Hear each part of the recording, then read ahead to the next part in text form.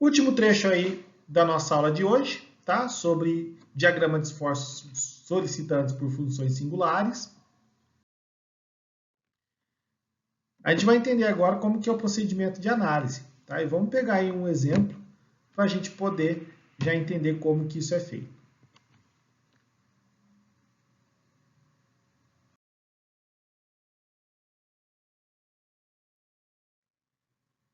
Bom, para poder fazer o procedimento de análise pela técnica de função singular, ela tem algumas etapas.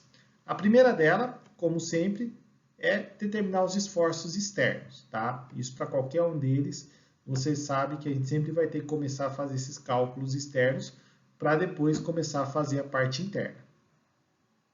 Depois disso daí, a gente vai obter a equação do carregamento, que é a equação W de x, só que dessa maneira, dessa vez a gente vai obter uma equação genérica para toda a parte da viga, independentemente do trecho analisado. Dali a gente vai obter relações diferenciais para obter o V de x e o nosso M de x. E a gente vai começar a dividir a nossa viga por seção de trechos de análise, tá? Determinando qual ponto que vai ser analisado. Nessa parte aí da seção de trecho de análise, a gente vai fazer o quê? Determinar qual é a função que vai ativar a função singular em cima daquele trecho. Tá bom? Então, cada trecho vai ter uma função singular diferenciada. E aqui, a cada trecho que a gente adotar, a gente vai determinar qual que é essa função e o que ela vai ativar ou vai deixar de ativar na nossa equação final. Vamos calcular os esforços internos. E, finalmente, a gente faz o esboço dos diagramas. Bom, vamos pegar, então, esse exemplo aí para a gente poder trabalhar. Vamos pegar um exemplo prático para a gente poder entender como é que é feita essa metodologia. Nós temos uma viga que ela tem um carregamento distribuído de 10 kN por metro, um carregamento pontual de 100 kN e o comprimento total dela de 5 metros. Bom, nós temos duas reações de apoio, RAY e RBY, já eliminando a força na horizontal, porque eu sei que vai ser zero. Então, a primeira coisa que eu vou fazer é o quê? Determinação dos esforços externos. Bom, de esforço externo, o que eu vou ter? Eu vou ter força e momento. Não vou ficar perdendo aqui nosso tempo para poder calcular isso, vocês já estão sabendo de cor e salteado, tá bom? Mas quem quiser fazer aí os cálculos, vai descobrir que o nosso RAY equivale a 75 kN, o nosso RBY equivale a 75 kN, e o momento, ele não tem nenhum momento na reação de apoio nem no ponto A nem no ponto B, então eu deixei aí só o ponto A como 0 kN/m. Próximo passo aí é a determinação da equação de carregamento. Então, o que eu tenho? Eu tenho dois carregamentos. O primeiro é o carregamento distribuído, tá? E eu tenho o carregamento pontual. Quais são as equações que a gente viu na aula anterior que definem esses carregamentos? O carregamento pontual ele vai ser representado por um W0, x menos a elevado a zero. Tá? Desculpa, o carregamento distribuído. Ele vai ser representado por essa equação aqui, W0, x menos a elevado a zero.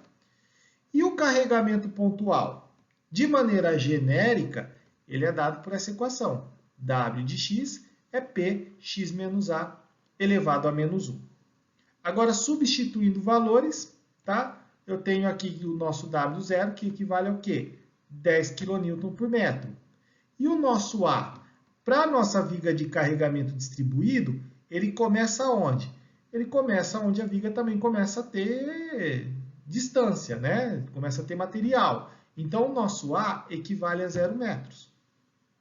No caso, para o carregamento pontual, o nosso P equivale a 100 kN e o nosso A equivale a 2,5 metros, que é onde está ocorrendo o carregamento aplicado pontual, tá bom? Então, esses são os dois fatores que a gente está trabalhando.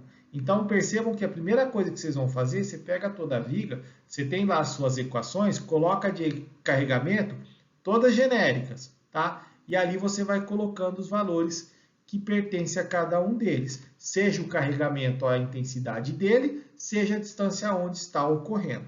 Então, esse é o primeiro passo que a gente faz para montar a nossa equação de carregamento.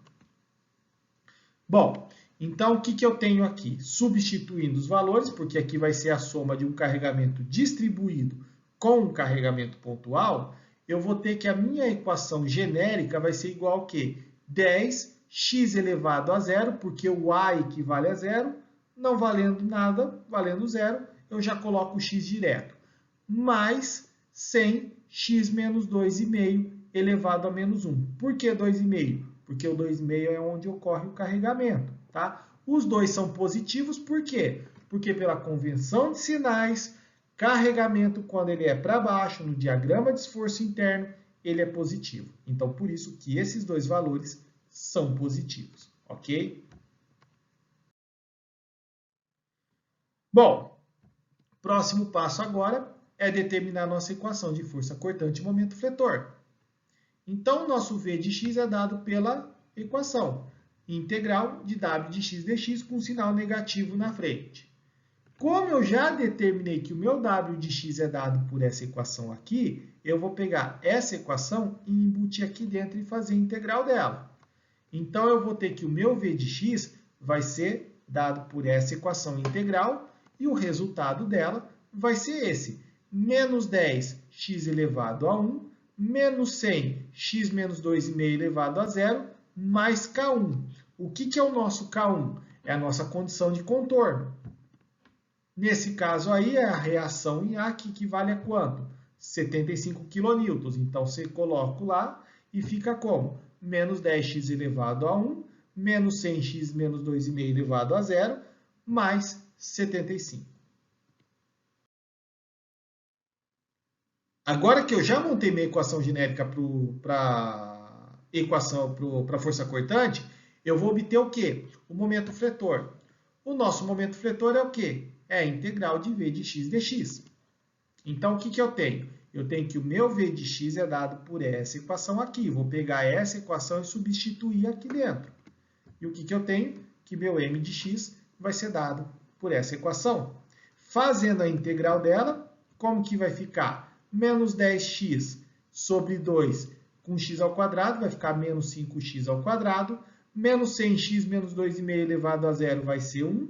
O 75 vai ser x mais o K2. O que é o K2? O K2 é a força de momento. É o momento que possa ter na extremidade. Quanto que deu o meu momento em A? Deu zero. Ele não tem momento. Ele não é uma viga engastada. Ele não é uma viga que tem um momento conjugado ou binário na extremidade. Tá? Então, nesse caso, o valor é zero. Então, a minha equação de momento vai ser dada por essa equação aqui. Menos 5x ao quadrado, menos 100x menos 2,5 elevado a 1, mais 75x. Pronto. Essa é a equação genérica para todo o trecho da minha viga.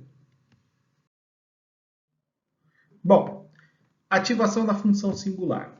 Geralmente, para a gente poder determinar cada trecho que a gente vai analisar na função singular, a gente tem que pegar onde é uma descontinuidade do carregamento. Tá? Por exemplo, vamos pegar esse exemplo aí.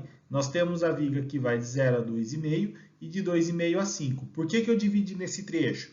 Porque eu tenho um carregamento pontual. Bom, de certa maneira, para ficar mais claro como a gente vai dividir esses trechos, né, uma coisa bem simples, é só você pegar os próprios valores que tem nas funções singulares. Aquele azinho que a gente determinou para cada um dos carregamentos, né, ele vai servir como parâmetros para realizar essa divisão. Então, nesse caso aí, como é que vai ficar? A determinação do trecho de análise vai ser uma função em variação do carregamento, ou seja, toda vez que eu tiver uma variação diferente, algum carregamento que vá fazer essa descontinuidade, eu vou aplicar como seção de trecho de viga. E a ativação da função singular vai ser em função do trecho analisado. Então, cada trecho que você vai analisar vai ter que ter o quê? Uma função singular diferente. Então, aqui no caso eu tenho um trecho, eu vou ter uma função singular. Se eu tivesse outro ponto de carregamento aqui, por exemplo, tivesse começando um outro carregamento pontual, por exemplo, ou essa viga tivesse carregamento desse ponto para cá ou desse ponto para cá como um carregamento triangular, por exemplo, seria um outro trecho de viga, então também teria uma outra função singular a ser ativada. Tá? Então, cada função singular que a gente tem na equação também né? Se ela x menos 1, aí um outro eixo é x menos 5 e assim por diante, essa diferença nesse valor A é que vai gerar uma nova necessidade de ativação da função singular. Bom, vamos analisar aqui no caso a nossa força cortante, né? Que nós temos aqui a equação determinada. O que nós temos? Nós temos essa função aqui. A x menos 0 eu nem conto. X menos 0 porque ele já começa do início do trecho, então não tenho que ativar ali como função singular, porque ela começa desde o início da viga a ser uma força atuante. Tá? Na x menos 2,5, nessa distância 2,5, eu vou ter o quê? Uma função singular a ser ativada. E essa função aqui também tem que ser analisada. Em um determinado momento ela não vai valer nada, depois de determinado ponto ela vai começar a valer alguma coisa. Então, nesse caso aqui, nós temos o m de x também, que tem essa outra função. E o que eu tenho? Eu tenho aqui que o nosso x menos a elevado a n, a determinada distância vai valer o valor da função, e zero quando x for menor do que esse valor. Bom, então nesse trecho aqui de 0 a 2,5, como que vai funcionar isso? Então eu tenho aqui que nosso x menos a elevado a n vai valer x menos a elevado a n, aí quem quiser pode até já substituir por x menos 2,5, né? Ou pode deixar de maneira genérica, quando x for maior ou igual a 2,5, e zero quando x for menor do que 2,5. Então o que eu tenho? Para a força cortante. Para a força cortante eu tenho 100x elevado a 1, 10 menos x elevado a 10, x menos 2,5 elevado a zero, mais 75. Essa é a nossa equação. Só que como eu estou com um trecho anterior a esse, o que acontece? Essa função singular aqui vale zero. Então, como é que vai ficar a nossa equação? Vai ficar 10 menos o primeiro trecho, que é v de zero, elevado a 1, menos 100 mais 75. A minha primeira força cortante vale 75. Aí eu vou analisar ela até o ponto 2,5. Então, eu vou ter que ter minha força cortante em 2,5, vai ficar menos 10, 2,5. Aqui vai continuar zero, porque eu estou num trecho que é abaixo de 2,5, mais 75. Então, eu tenho aí que a minha força cortante vai valer 50 kN. Agora, vamos fazer isso para o momento fletor. É a mesma coisa.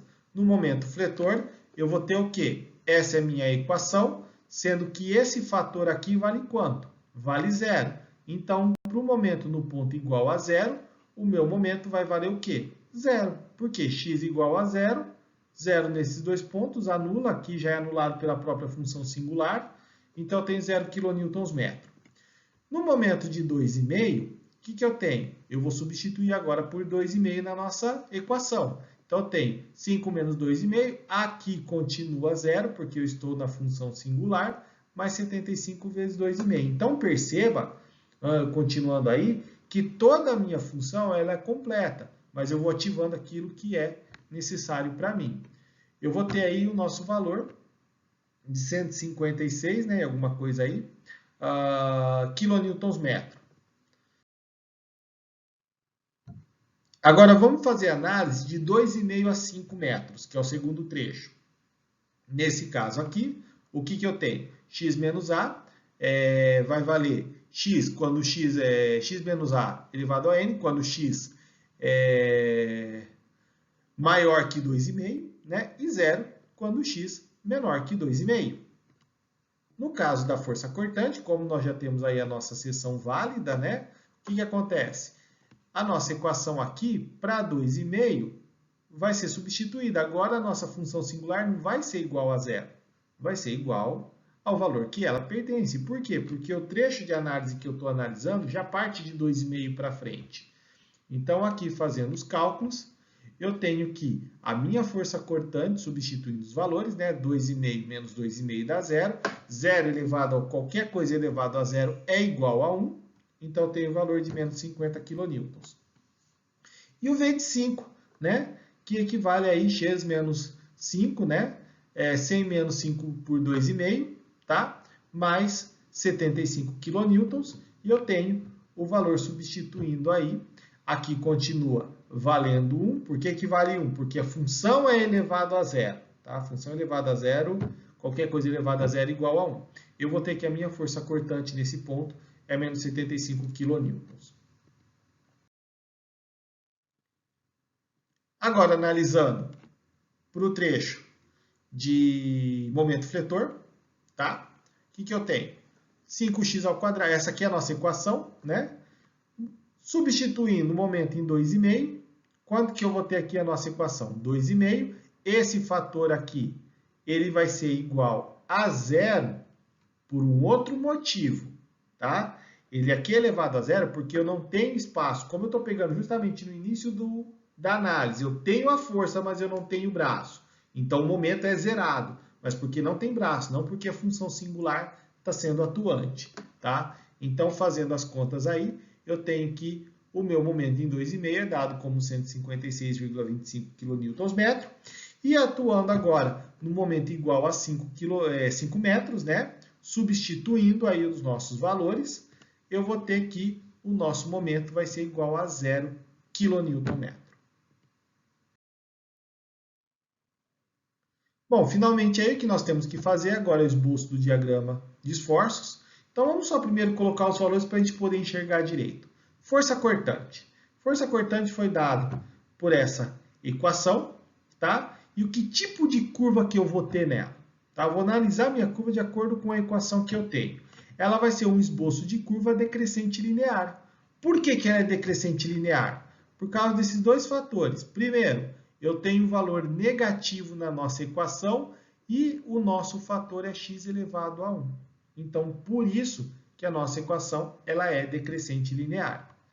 Quais são os valores que nós anotamos? Que ele foi de 75 para 50 e depois de menos 50 para menos 75. Então, os próprios valores já estão indicando isso. A única diferença é que quando a gente unir, por exemplo, de 75 a 50, a gente vai ter que dar o esboço, o caráter que ele tem. Como ele é x elevado a 1, então vai ser uma reta, ok?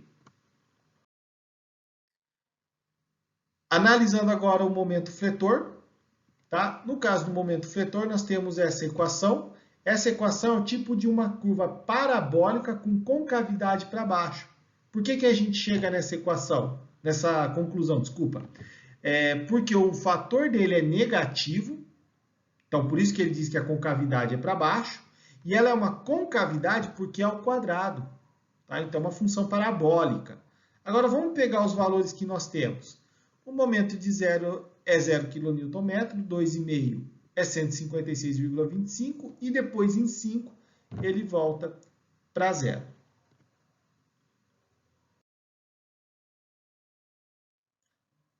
Com esses dados agora, a gente pode plotar facilmente o nosso esboço do diagrama de força cortante momento fletor.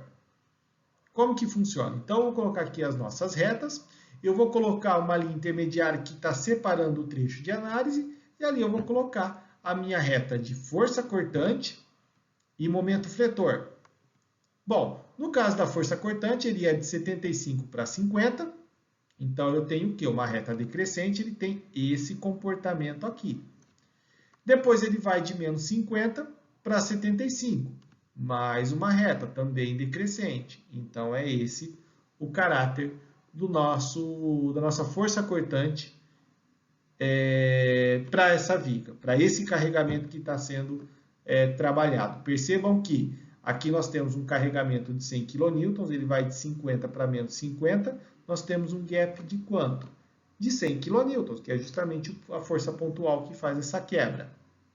No caso do momento em x, ele começa de 0, vai a 156,25 e formato parabólico, concavidade para baixo. Então, o esboço que eu tenho é esse daqui.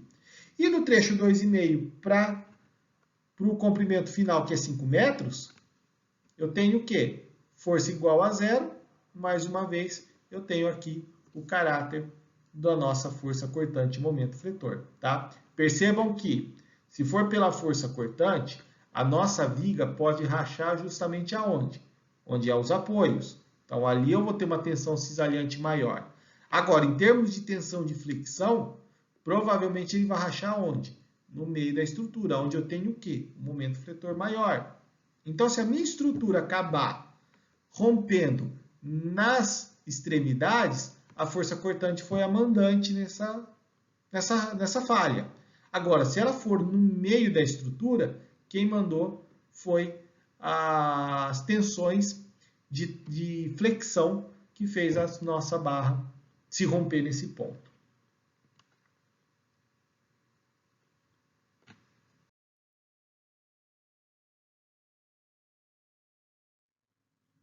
Finalizando então a nossa aula de hoje, tá? Eu deixo aí como sugestão de leitura o capítulo 5.5 do Beer, tá? Mecânica dos materiais. O Hibbeler também tem as funções singulares, mas ele é muito superficial. Dá para estudar? Tá. Mas ele é muito superficial. O Beer ele consegue ter uma teoria mais aprofundada sobre como funcionam essas funções singulares. Mas é coisa simples, tá bom? Nada que seja muito diferente de uma bibliografia para outra. Agradeço então a atenção de vocês pela aula de hoje. Tá? Recomendo a fazer as atividades dessa semana no Moodle e do mais, na próxima aula nós vamos ter aí uma aula de exercícios, tá bom? Um grande abraço e nos vemos na próxima aula.